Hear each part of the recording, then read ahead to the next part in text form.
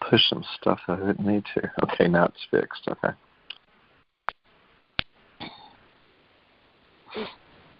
Okay, tones on and off, and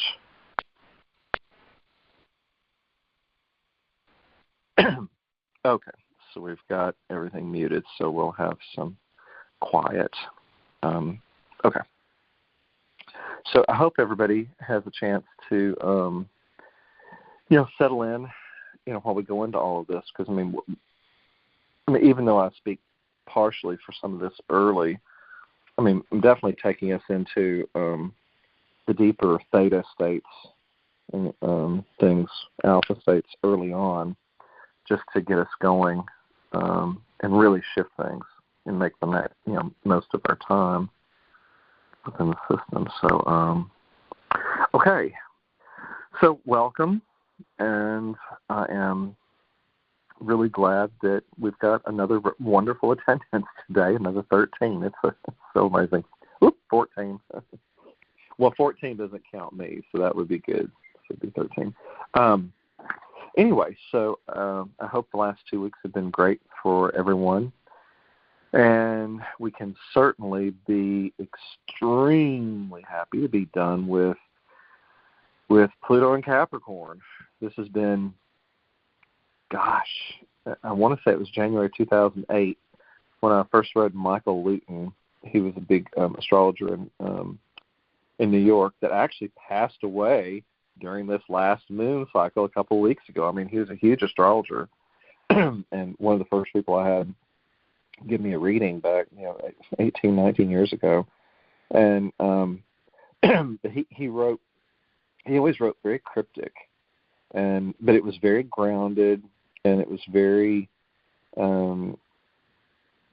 descriptive, of any of the time periods he was writing about, astrological configurations, things we were going through collectively, individually. I mean, he was just really good. So, I mean, it's very interesting that he exited here in the physical at the end of Pluto and Capricorn. I mean, people were just floored.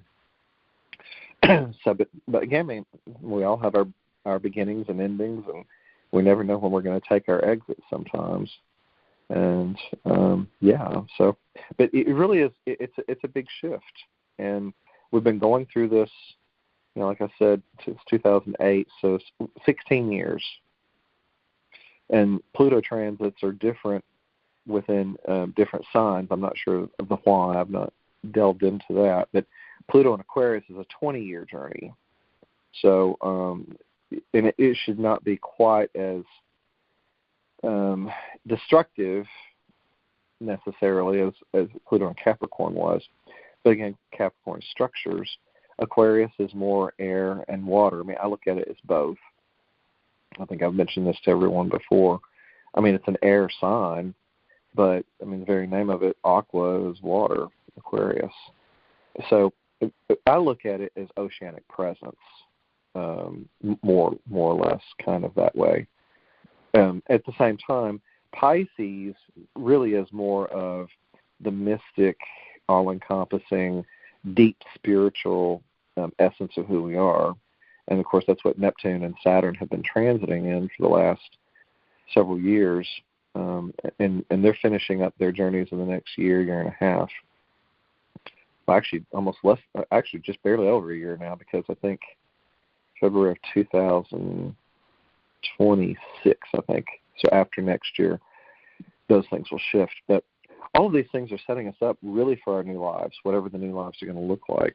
And usually at the end, the last half of the years lately, because of the way that the transits have been, we've had the outer planets in retrograde, which is, of course, the inward journey on a collective level. It's more like the personal planets, the Sun, Moon, Mars, Venus, Mercury, all deal with more of our internal individual expression and things happening to us.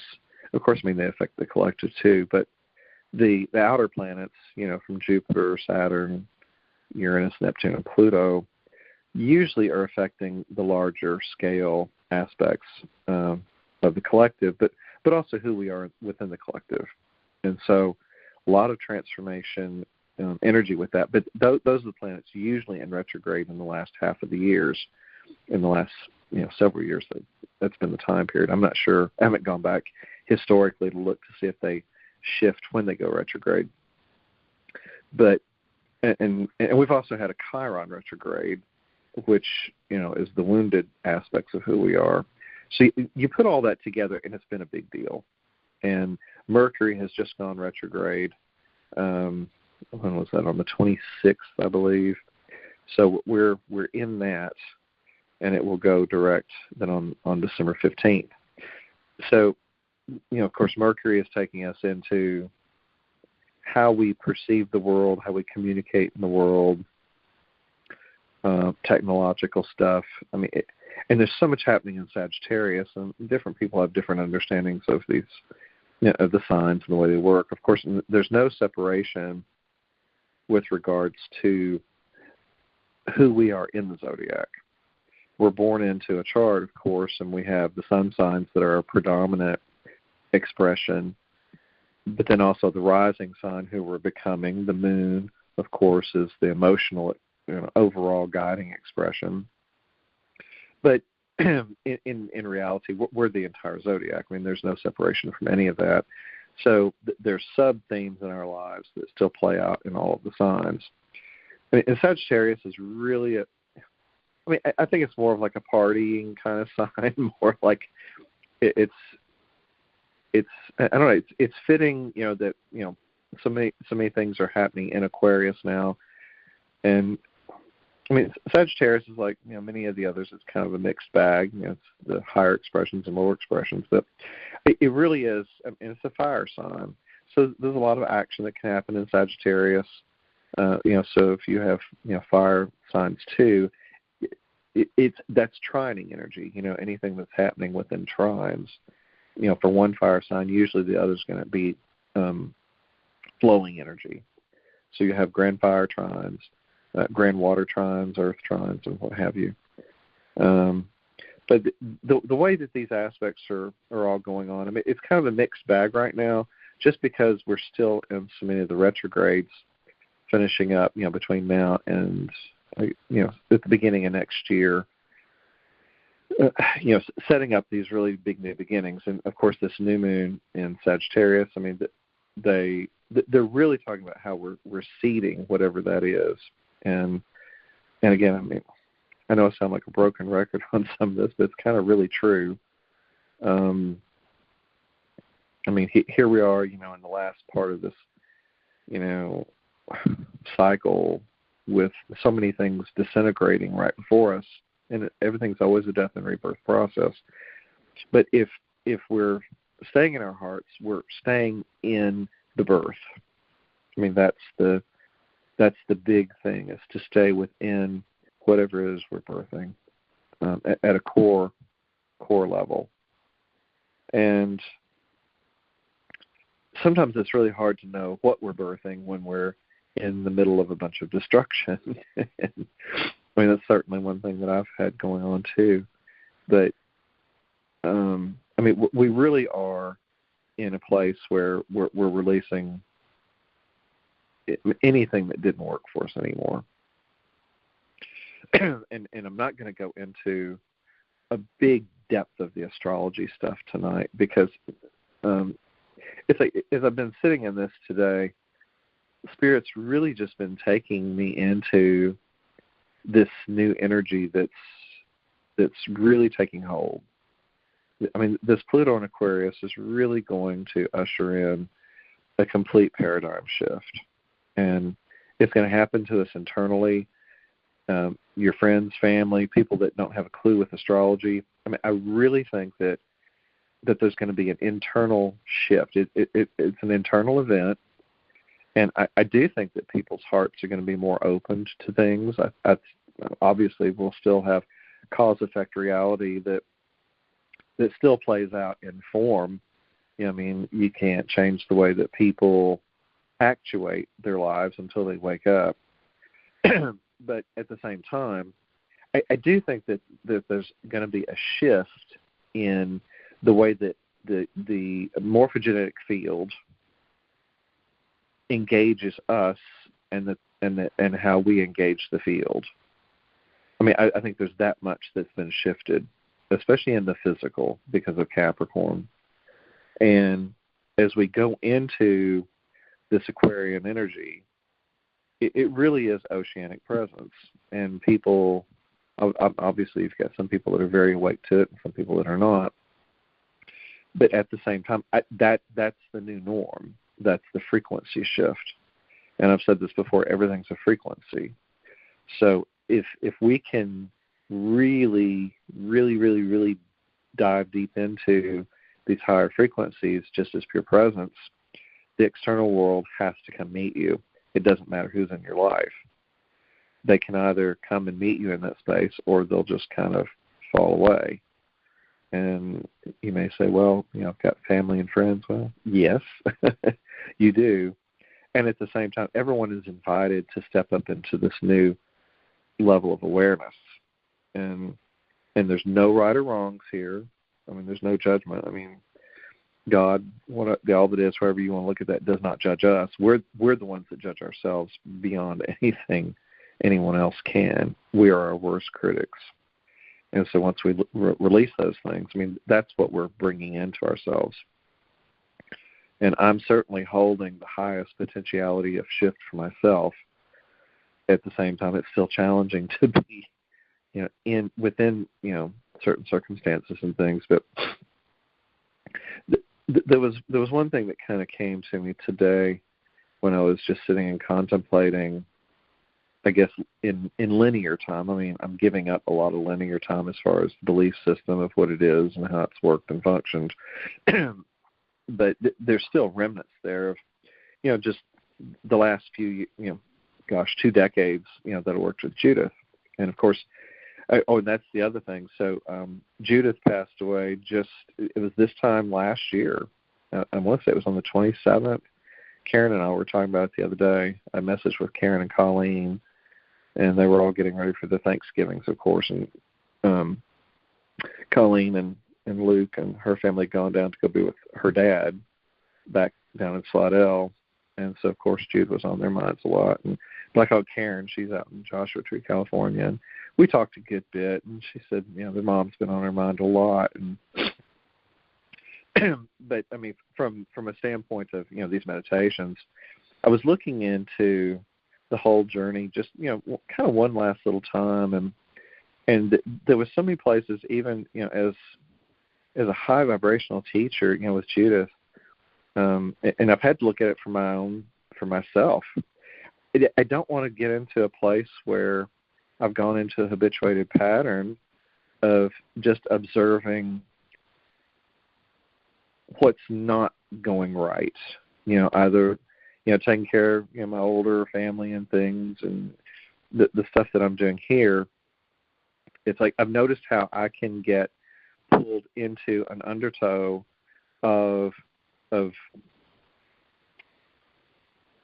let's call it density, because they're all in their own places with regards to soul progression. And sometimes if we're not careful, we can be pulled into an undertow of the old reality.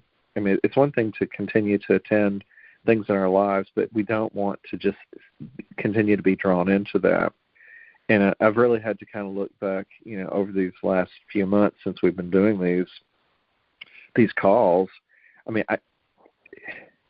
it's like I listen to some of these people, they get on their little YouTube things and they're, presenting themselves as teachers for this and that, and the high vibrational this and and part of me thinks, well, that's all nice and love and light, to an extent, but it's almost like that they're not going deep enough to take in the totality of all of creation, and it's a tricky place to be here in this moment, whatever the moment is and whatever the moment calls for. I mean, while we don't want to be pulled into the undertow of all of the old realities that are still here, I mean, they're not going away. I do think that we're going through huge frequential shifts where everything is upgrading, and yet people are still in the free will choice to stay in lower creation. So it's like I don't want to ever get to a place where I'm talking about, my dad or the aunts or whatever else, and staying in their space, because it's really not where I'm at. We can attend other people, but I also don't want to always have, be in this place where I'm referencing. That's part of my own soul progression and my own journey. It's like, how can we be present with our family and friends and yet not stay in a place where we're caught up in their stories?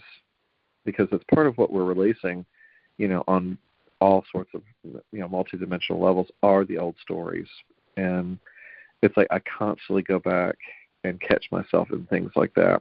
And I just remember there were so many times when Jude would go into, her personal family stories with the dynamics of her kids and grandkids and all these things.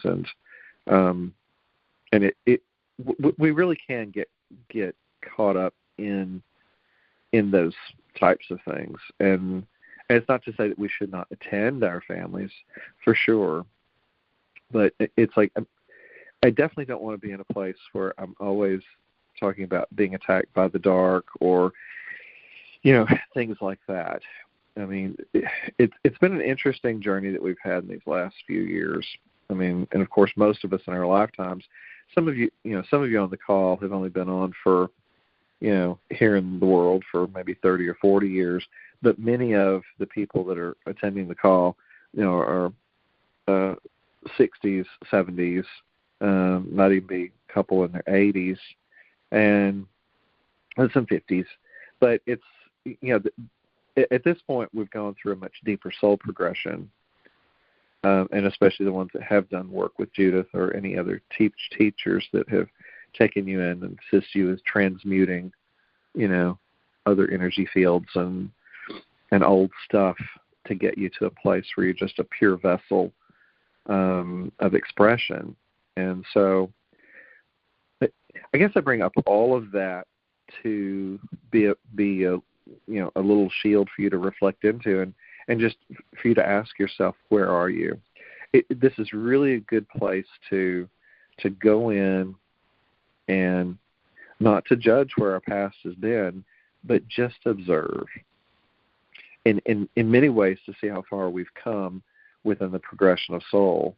And as we go into 2025, I mean, I do think it's going to be a very powerful year, because we're going to have, it's powerful because we're going to have Saturn and Uranus going back and forth, trying to dip. Well, first Neptune will be dipping into Aries, and Saturn will come along later, but Saturn moves faster. But there's going to be this play back and forth. And I was sitting here and I was looking at this new charts that I've been trying to devise and hopefully submit for a potential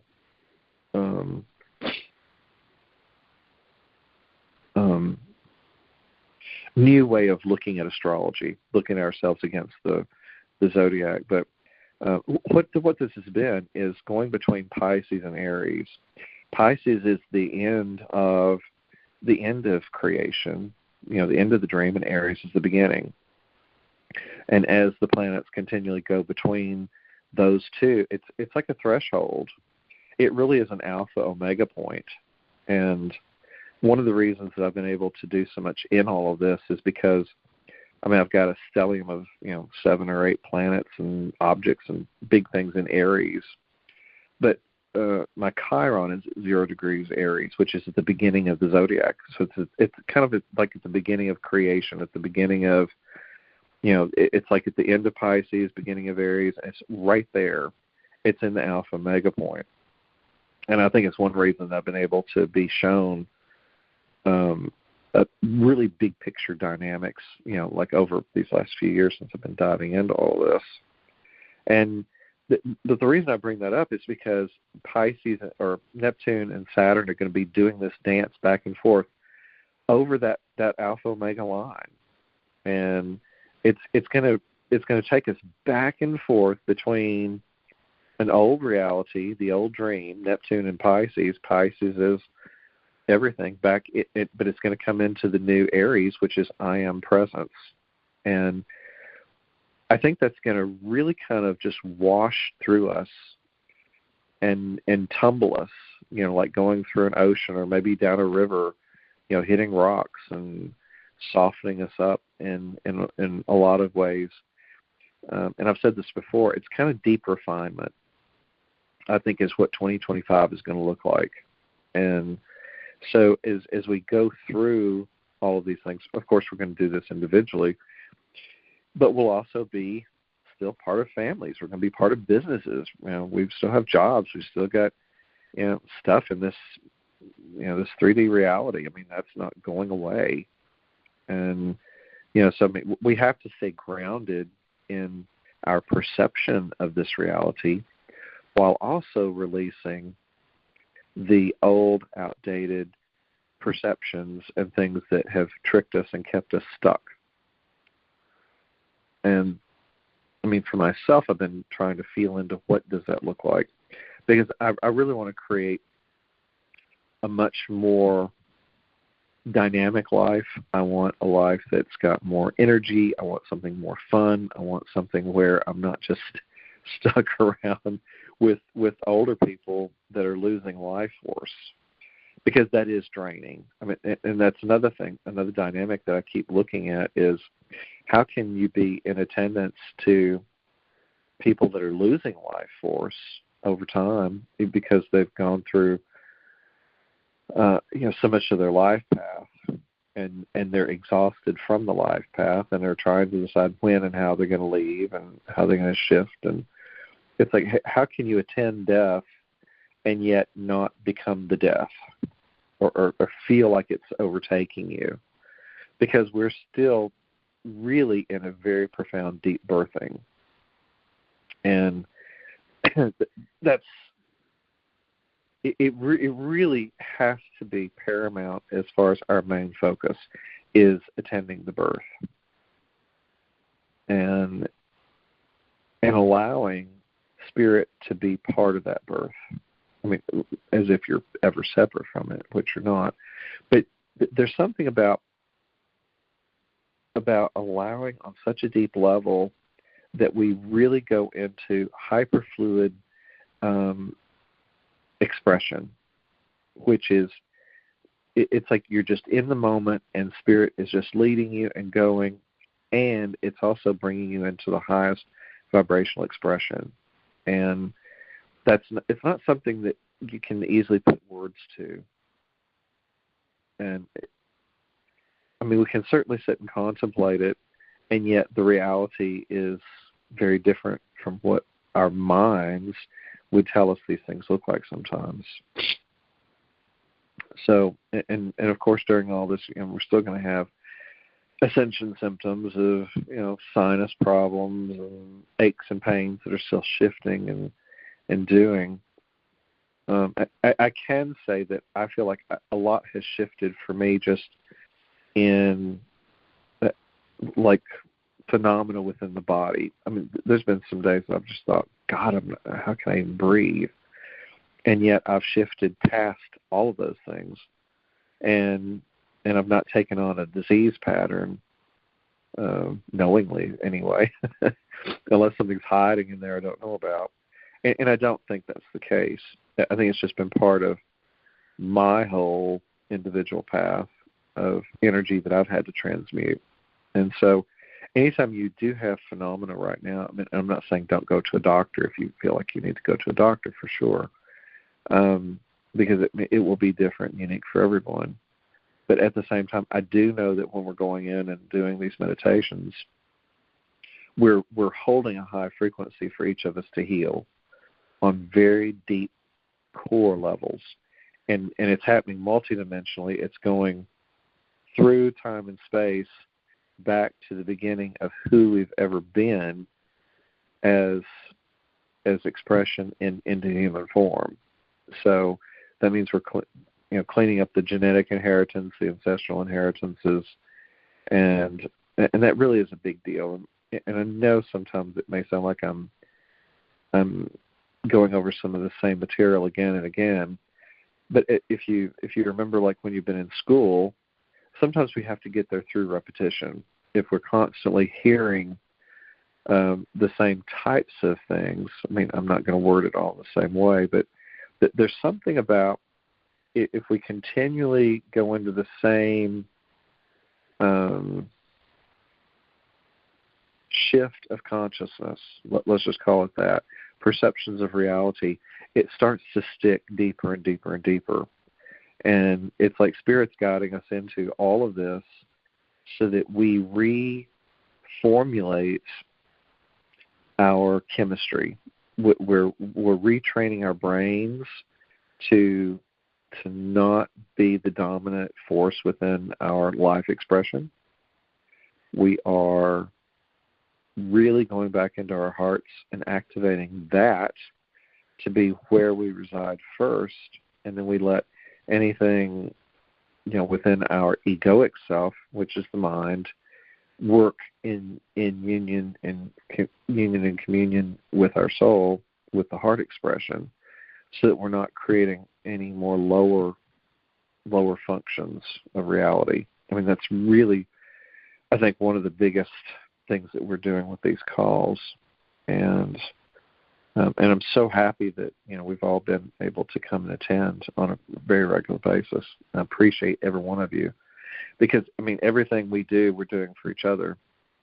And I've said this before, it's not me doing this for you or to you. It's not like, I mean, when Jude would go and say she's working on all this, I do think she was doing that, and she's holding a frequency. But I don't look at it that I'm doing something to any of you.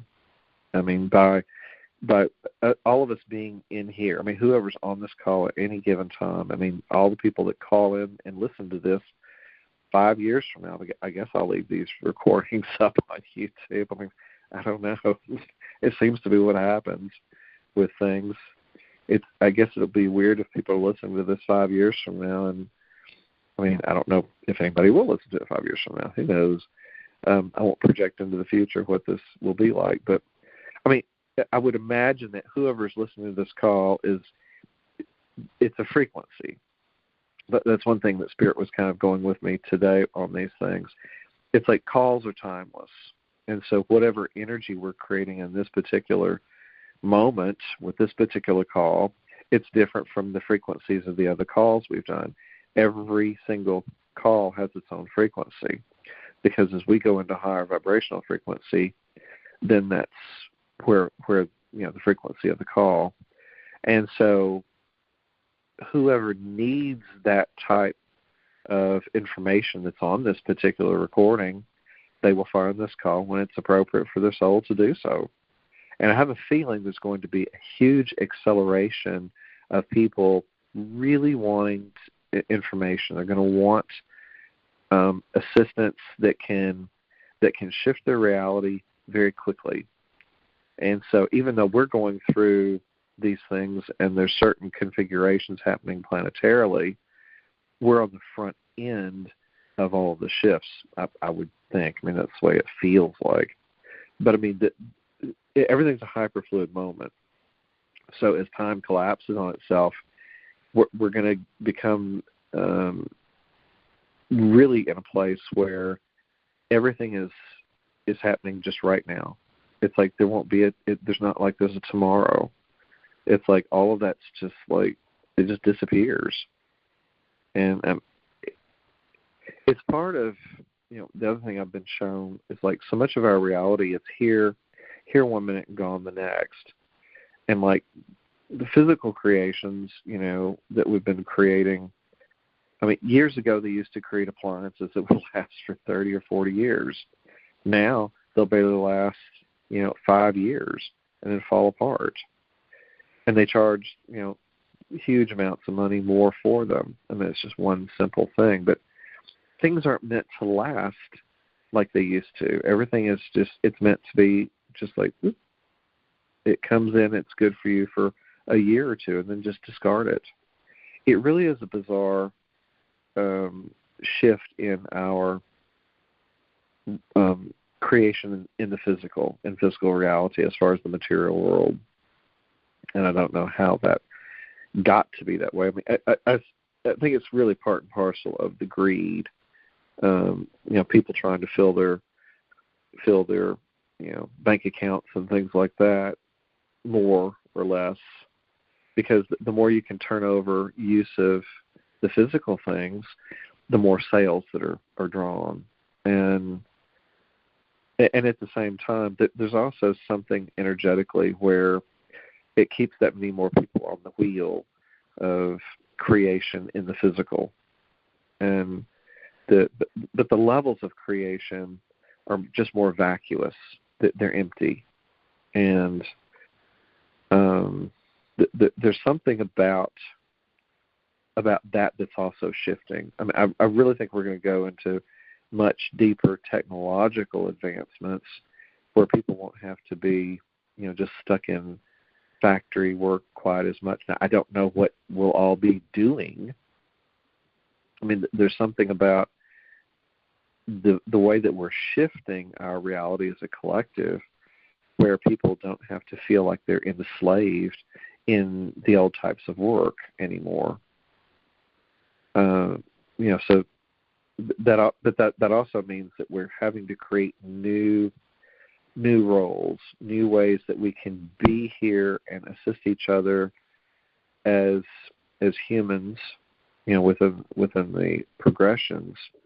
But we're no longer enslaved, and that's a tricky business, because as more roles go away in the old physical work model, there has to come some way where we can still make money through creative expression, heartfelt expression. And again, I mean, that happens in a lot of ways. But if you look around the world, that's already been shifting a lot anyway. People are shifting out of working in buildings quite as much as they used to. There's more, more freedom is wanted by human souls now. And as we go to that model of expression, it's like you don't want to go back. And so we're really breaking free in a lot of huge strides as far as how we're going to be here, but we're also having growing pains with regards to how that works as an economic model, with monetary systems and things like that. So no matter what you see happening out in the world of form, I mean, all these shifts are necessary. We can't keep staying enslaved by the old systems that were there. And I do think that the Pluto and Capricorn was blowing apart the structures. It's almost like there's been charges placed, like a huge. Imagine the banking system that operates and interacts around the world. Imagine that it was being imploded with a lot of bombs going off, just little small structural bombs all around the world, the whole banking system. And now it's crumbling and falling apart because the structure that held it together has really been blown apart. And I think that's what the Pluto Aquarius is going to do.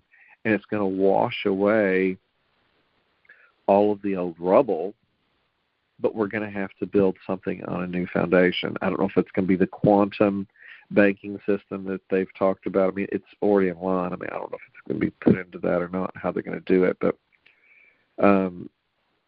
it's like, I mean, I was talking to one of my cousins the other day. They really could take us to a place where we just have to wipe away all the debt between all the nations, because, I mean, we're all indebted to each other on such a deep level. And it's like, what would that look like? I mean, I really think, and I'm talking about dramatic new beginnings. And this, again, happened, 248 years ago when Pluto was in Capricorn, 1776, we write a constitution for the United States.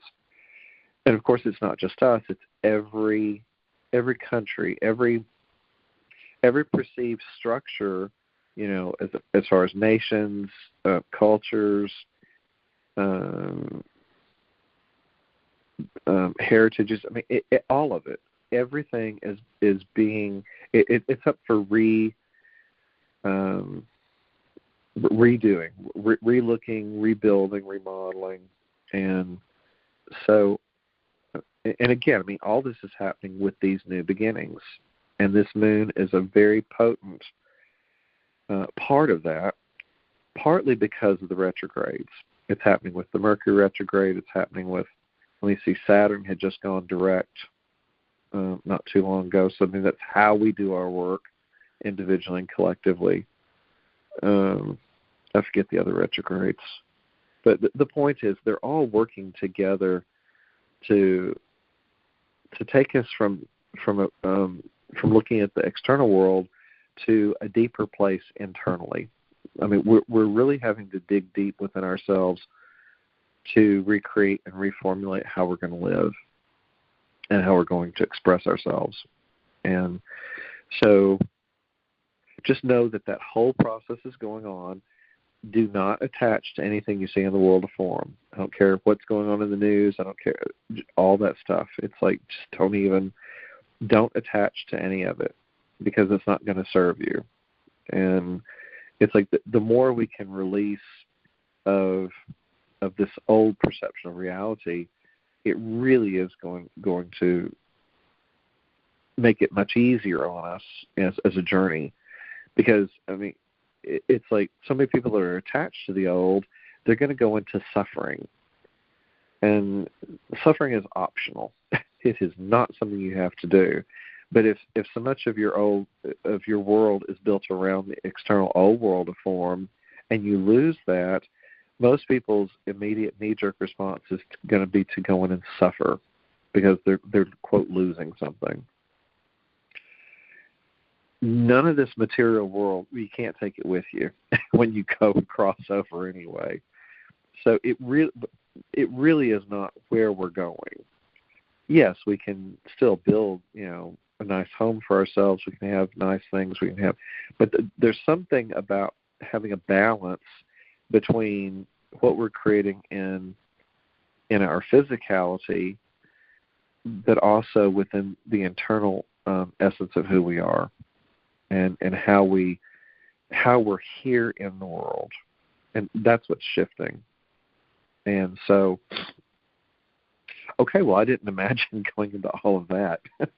Again, I always say I never prepare for these things. I don't write things down like I used to in school and say, okay, well, I'm going to go through this and this and this. I get on these calls and Spirit just takes me wherever we're going to go. It's so funny. So anyway, I hope that gives you a good foundation for some of the energies and what we're going through and shifting right now. And on that note, let's go ahead and go in and do, let's just go into pure presence. And so if there's anything, that you're still holding on to, anything you want to shift with regards to family, friends, business relationships, if there's any questions that you have with your own life, and you're just not sure of where to go, that's an awesome place to be. Let go and let God. I mean, for some people, again, it's a challenging thing to say, but it's really true. And so many times, if we get out of the way, we can allow Spirit to bring us where we need to be. And that's, I think, the biggest place where we take our power. I mean, Jude always talked about, people taking our power back. And it's really true. And it's going to happen on so many big levels. That's one thing Pam Gregory, the astrologer in London, England, she's always talking about that too, about this is about more grassroots power to the people. And the political structures, don't even watch the movie. Well, you can watch the movie, but don't attach to anything you see with regards to anything political, because it's not who you are. Not really. Yes, they're political structures, and those structures are set to control the overall dynamic of a country, and they do to an extent. At the end of the day, though, we still have a lot of power in where we place our place our awareness, where we place our energy fields, the way that we are perceiving our reality, that is our power. And if we don't continually place our attention in all of these old crumbling structures, they're going to continually fall away because we're not investing our time and energy fields there. And this is where humans really have to remember how powerful we are.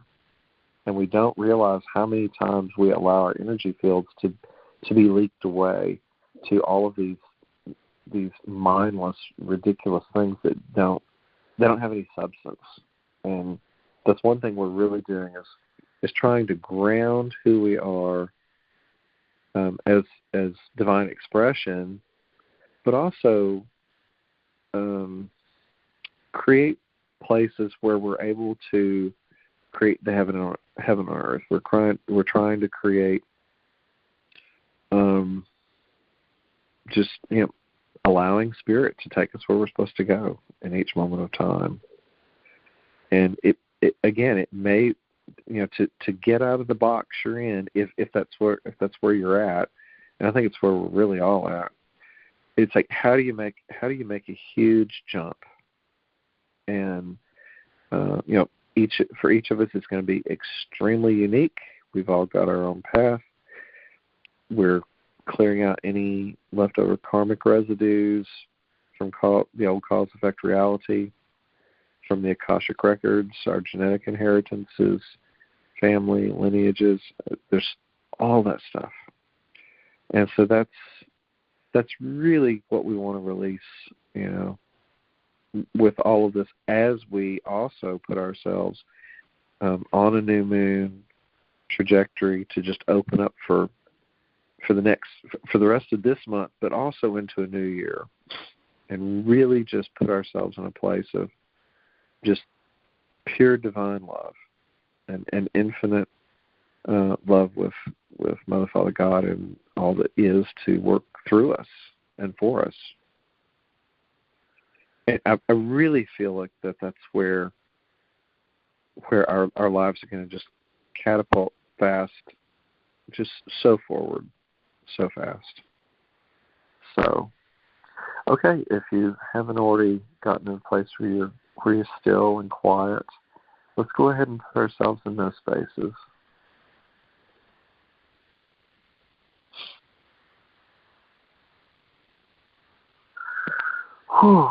Just take a deep breath, or several, and just close your eyes and just allow yourself to just collapse.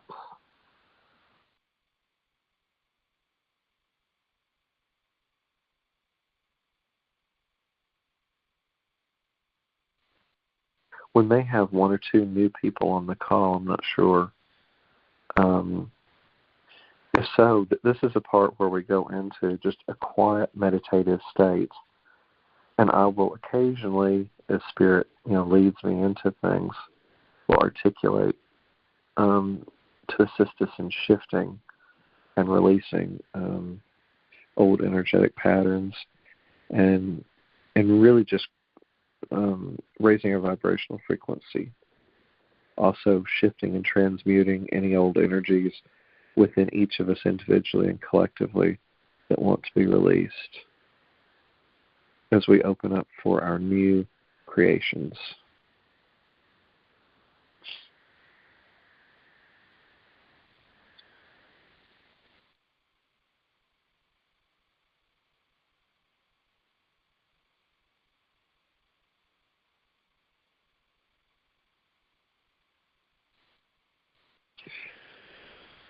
So,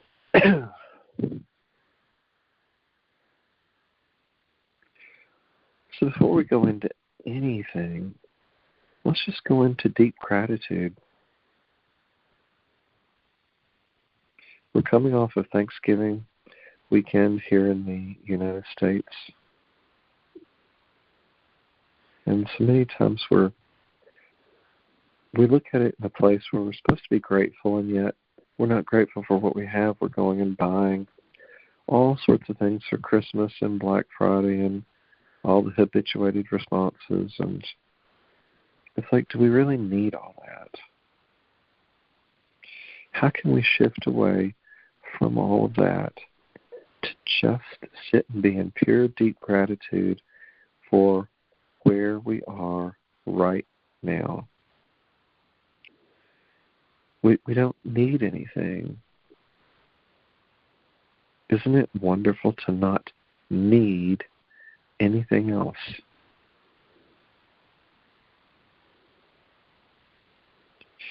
If we have a roof over our head, if we have a way to get around, if we have family and friends, and we have an overall peaceful dynamic, we have plenty of food, electricity, water, whatever it is, if all of those things are met, we don't really need anything. If we don't need anything, how and what is it exactly that we're creating? What gets created? So much of our lives are activated based on need. There are many people on the planet that absolutely have core needs that are not met.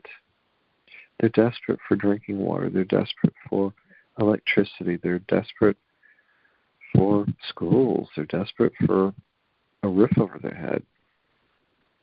There's so many people that go into such deep places of lostness.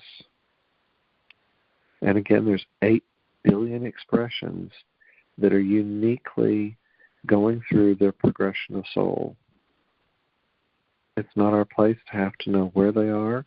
It's not our place to understand where they are. It's not our place to have to know for any other person on this planet except for ourselves.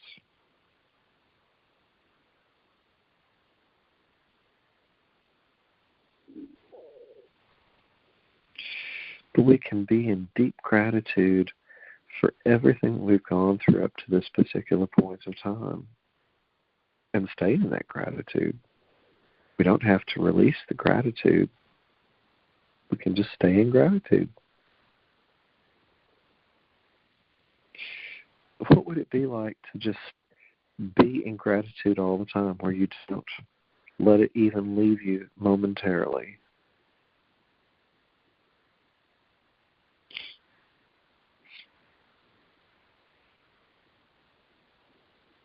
How can we, even if things appear to be falling apart in our lives, we could have awful circumstances happening to us, how can we stay in gratitude for that?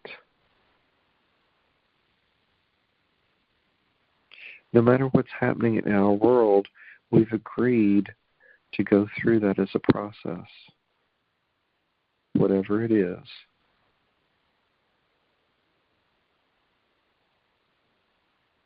How can we be grateful for such remedial lessons, if that is indeed what's being put forth for us?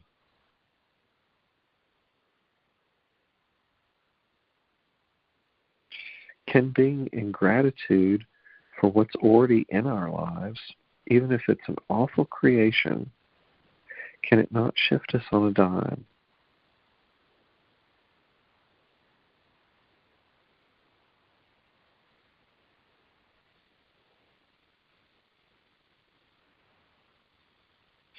Which energy do you want to create for yourself?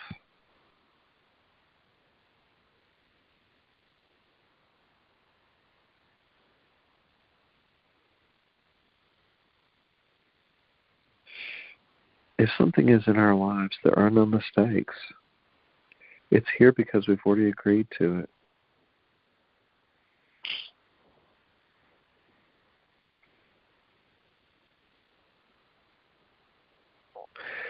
At the same time, perhaps you're in a place where there's nothing happening.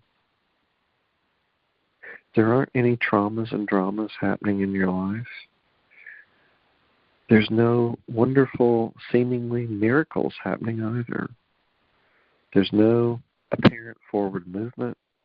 There's no there's not a lot of activity. You could be in a place where you feel stagnated. You could be in a place where you feel like you're not being met, like Spirit's not doing anything with you or for you. How can you stay in that space of nothing?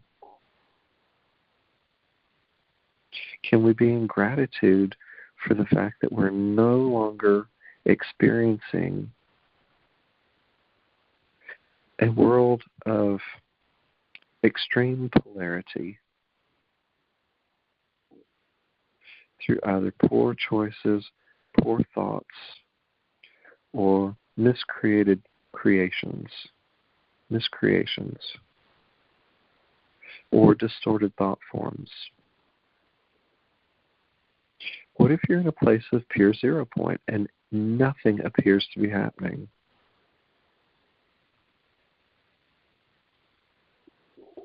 Can you be in gratitude for that particular moment of time? Perhaps you've created a safe space for yourself as your soul gets to the next level of progression.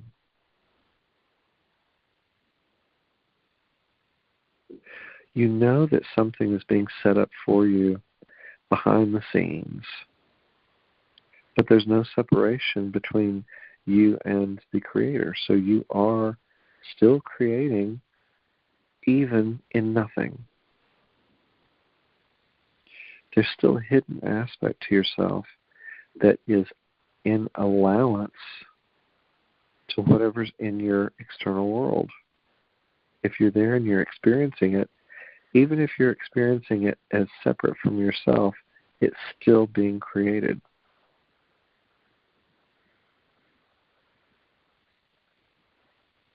It's all part of the soul contract we agreed to when we come in. The only question is, are we deeply immersed in a loving, deeply allowance creatorship with the all that is? Or are we still in a place where our egoic mind wants to control every single thing in our reality? Why can't it be both? Can you not consciously create in your life a higher frequential reality than you created yesterday, an hour ago, a week ago, a month ago, a year ago, 10 years ago, seemingly a lifetime ago?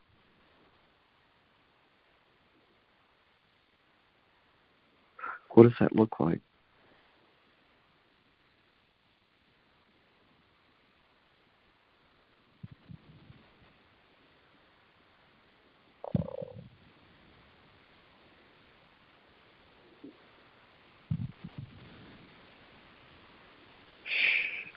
Can you feel the tingling of your cells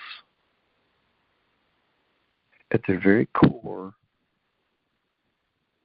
just by being in gratitude?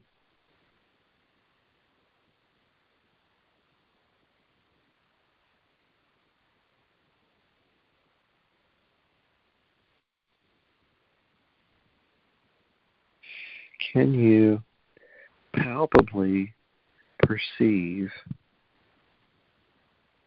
the shift that's happening to you on an internal level?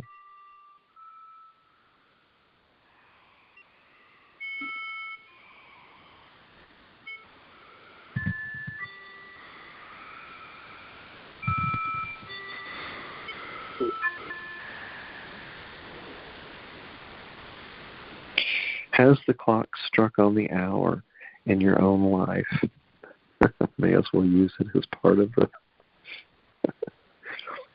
a meditation.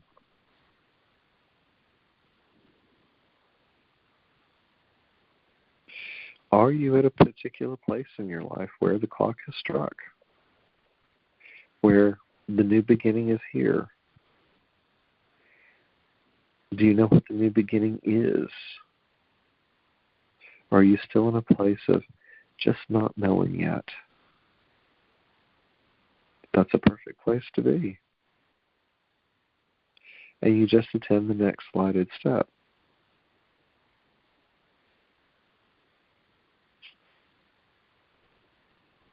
And yet you can go deeply into the core of who you are and wake up the next day just pure, roaring, ready to go. I can speak from personal experience on this. There's so many times where I just feel like I tell myself, oh my gosh, I'm so exhausted. I'm so tired. I'm so worn out. I don't want to do this anymore. I don't want to do that anymore. And then I have to ask myself, am I creating a misery or a pain or something by even saying that and stating that that's what it is? Do I create more exhaustion by claiming my exhaustion? Am I that powerful? Is it totally within my grasp to shift my reality and let go of the exhaustion?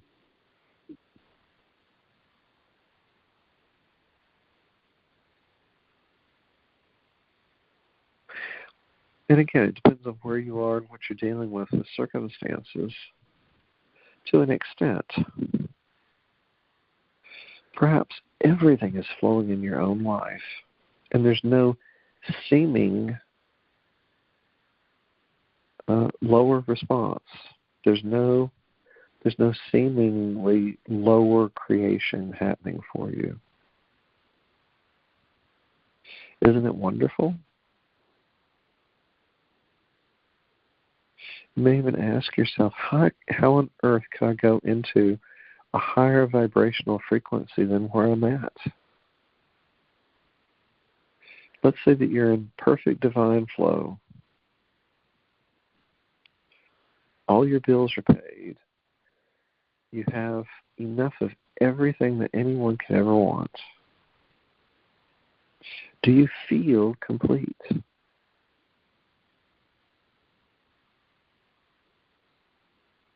What do you do, or how do you express yourself with that completion, that perception of completion?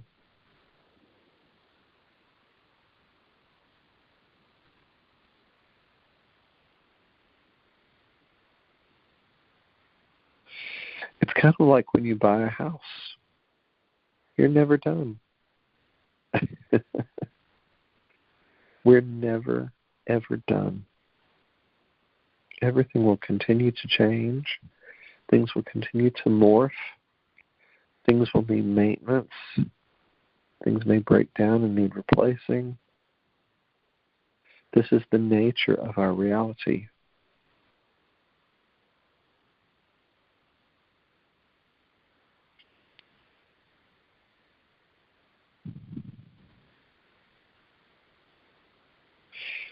How can we be in a place to allow for continual disintegration of our perception of reality, to open up to vast new vistas that Spirit wants to bring to us, that we're co-creating with Spirit to bring forth? Again, there's never any separation between us and the all that is.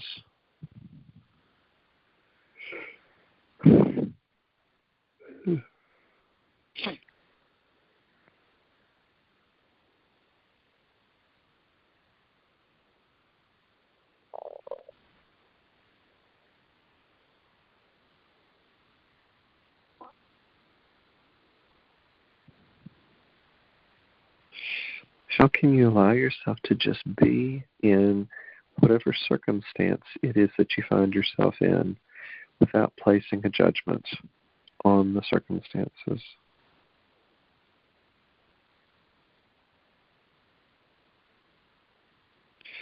is this a core key to just the basic prospect of living, of being present.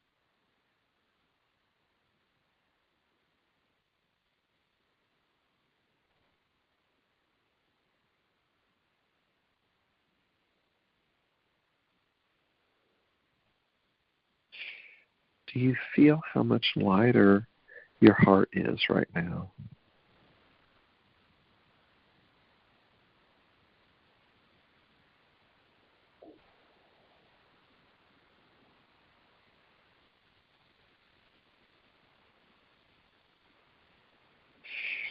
Can you feel the shift that we just experienced? That particular moment that I took you into your heart and asked you how you perceived your heart.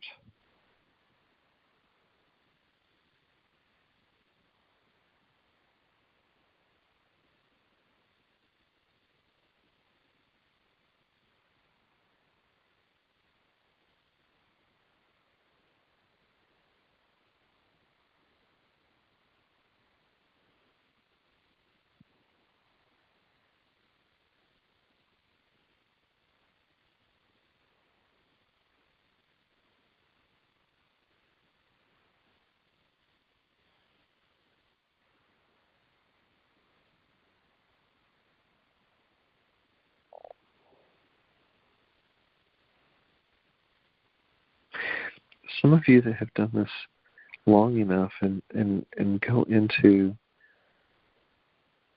your own meditative states will be able to perceive this shift in reality on a much deeper level.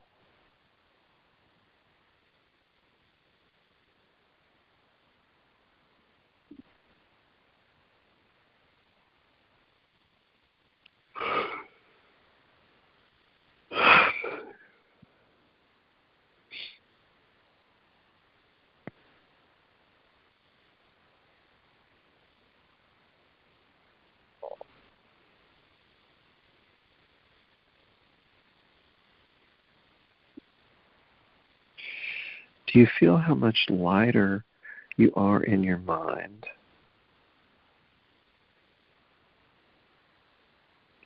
Imagine that you've gone through the days in the last couple of weeks since the last moon call.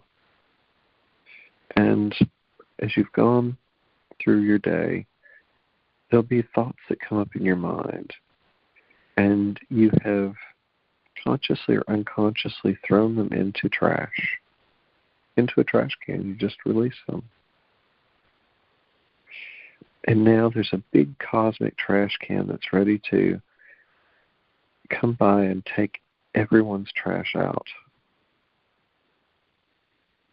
To totally take that energy back into the all that is through a non-polarity. There's no polarity to it anymore.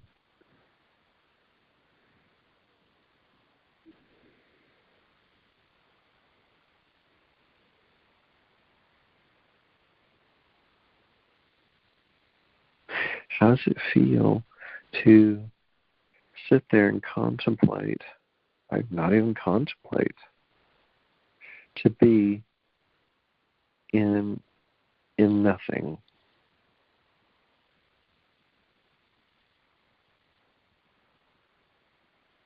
There's nothing to contemplate. There's nothing to do. There's no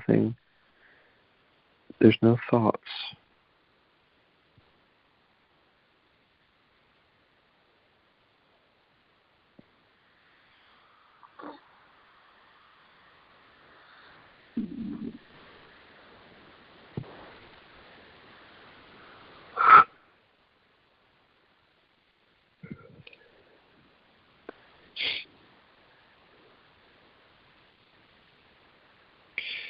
Within 3 weeks, we will reach the winter solstice of this year.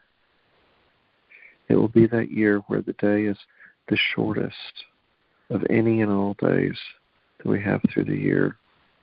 It will be the least amount of sunlight that is coming forth to us. It is the day of the deepest, most potential of rest and relaxation.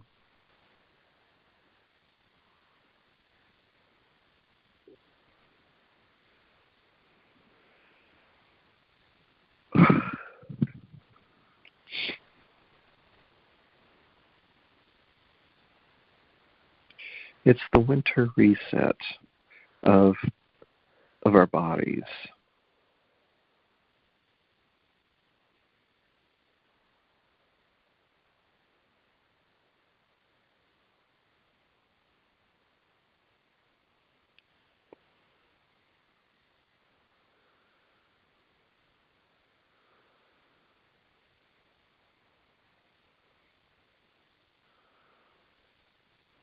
We'll reach that winter solstice only a week after Mercury turns direct. We'll have just completed a deep internal journey of how we perceive ourselves and how we will communicate with the external world of form as an expression.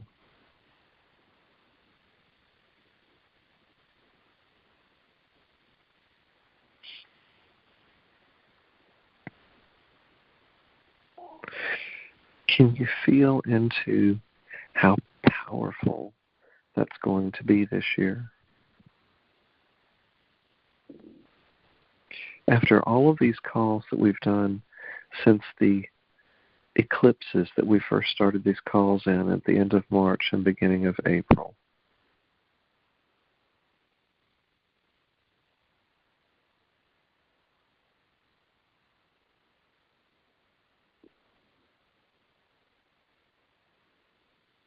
how have you shifted and changed through these last several months through the calls? Can you track the energetic shifts?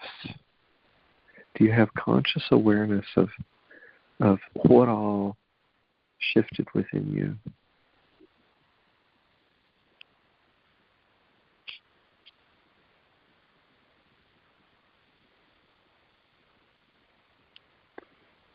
Not as something to attach to, but to really see how far you've come within this year.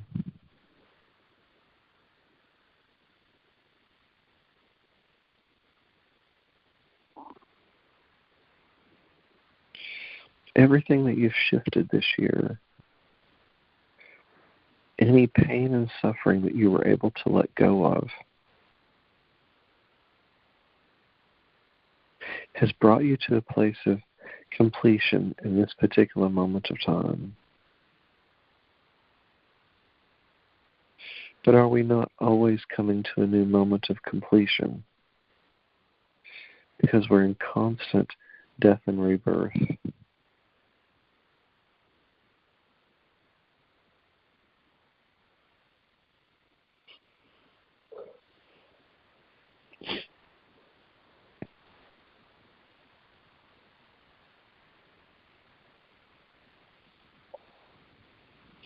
Can we spend the whole month of December in deep gratitude? It is the month for the Christic energy to come in on a very deep level.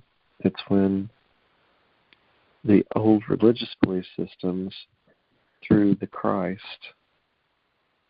activate people and take them through their hearts, back deeply into their hearts for Christmas.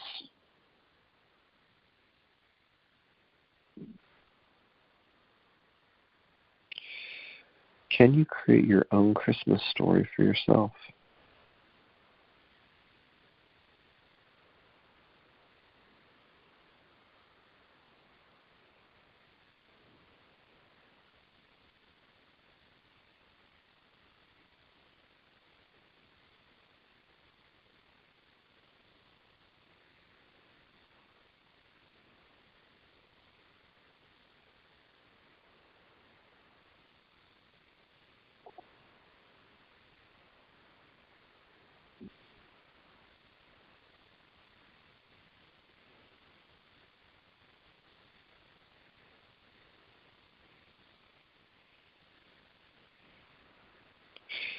Do you feel how much lighter that your heart feels right now?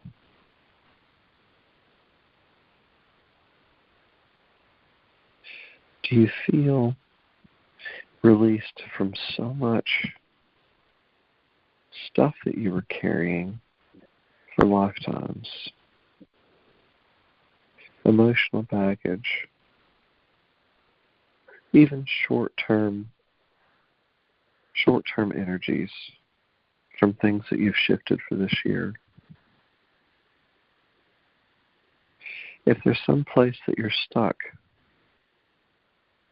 it's gone. It's just gone.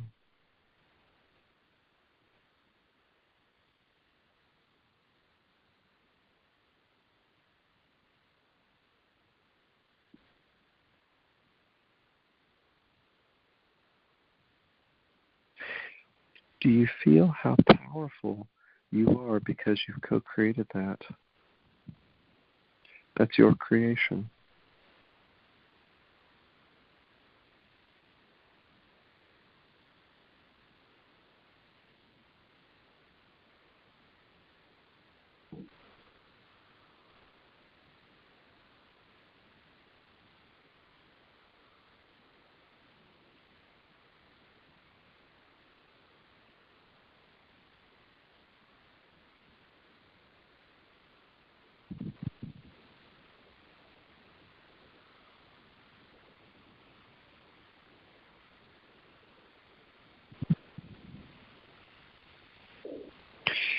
Can you feel these miraculous new timelines opening up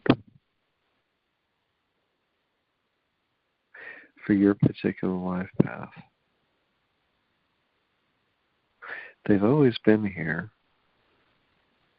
and yet there's a time release extraction point.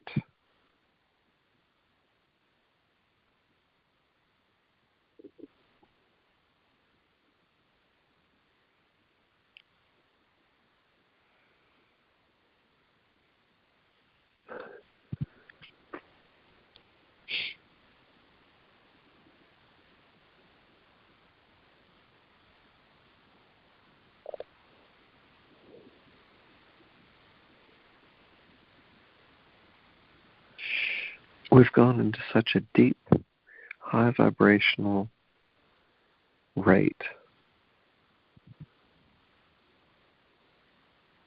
such a deep healing.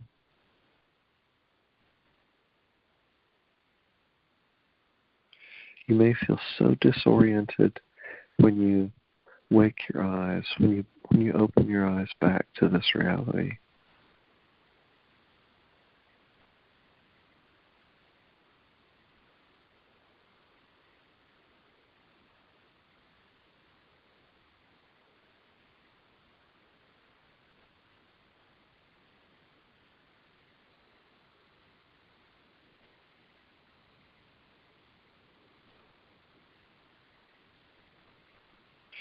You are the all that is.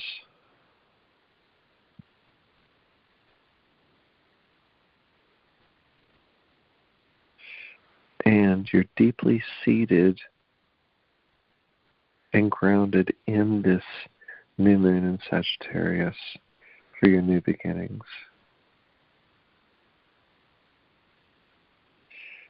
Everything that you want has already been manifested. You're just getting out of the way to allow those manifestations to come forward.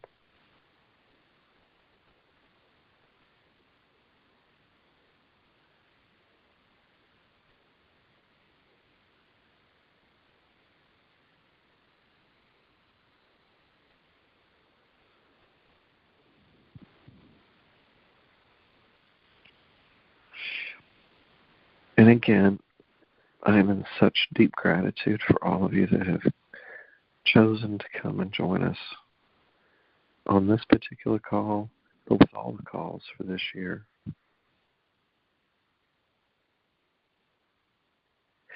Stay in deep gratitude the entire month of December. and see what comes forth for you.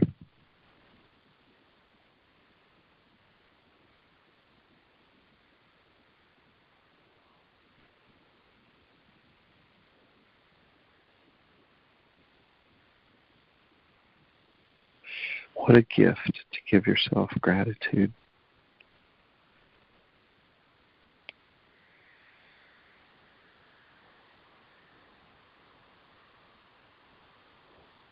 And we're back to 13 attendees. What a perfect number. 13 represents the Christ.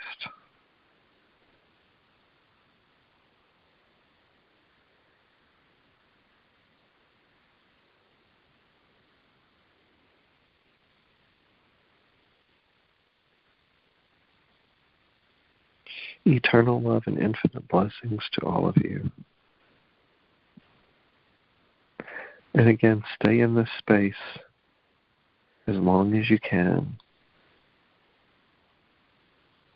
because it will just anchor this deep cosmic love into your core and assist in continuing to shift you to let this be your natural state all the time.